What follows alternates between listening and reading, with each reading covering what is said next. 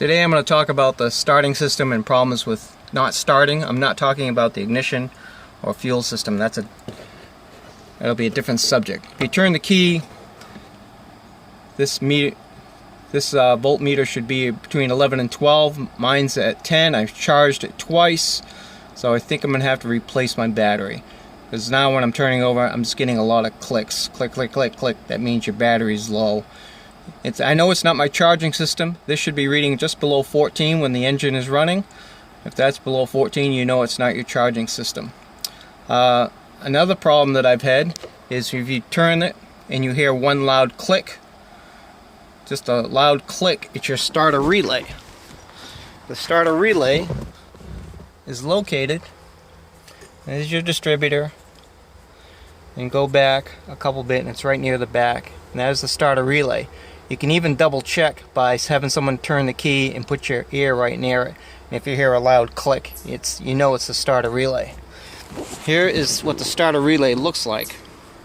Now, you got to take a lot of stuff out to get to these bolts. Another way of taking this out is just take a pair of needle nose pliers and bend these tabs out, and do the same with the new one, and you can put it right in. So while I ordered this one, I actually took the old one apart, and there's not much parts in it, but it had a couple of contacts, copper contacts. I ended up filing those down, put it back together, and it works. So now I've got a spare new one. So another reason it doesn't start, if you know your battery's fully charged and you're turning it and it's turning really slow, and especially if your cables are starting to smoke, you know you're getting starter drag. And there's two main reasons why the starter's dragging. There's a plate right in the front here.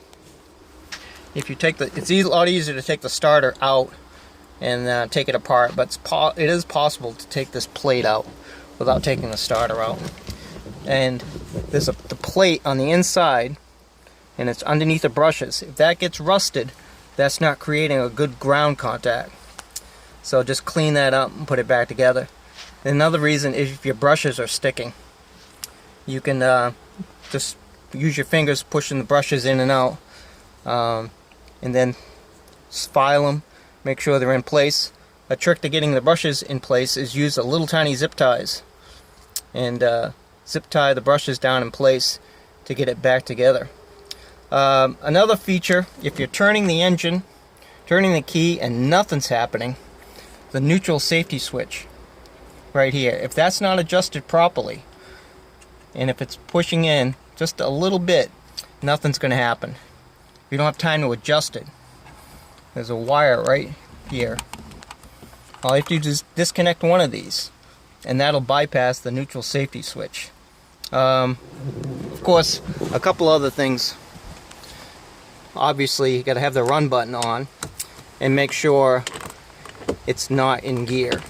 You know, sometimes with some boats you got to like switch it a little bit, and that's about it.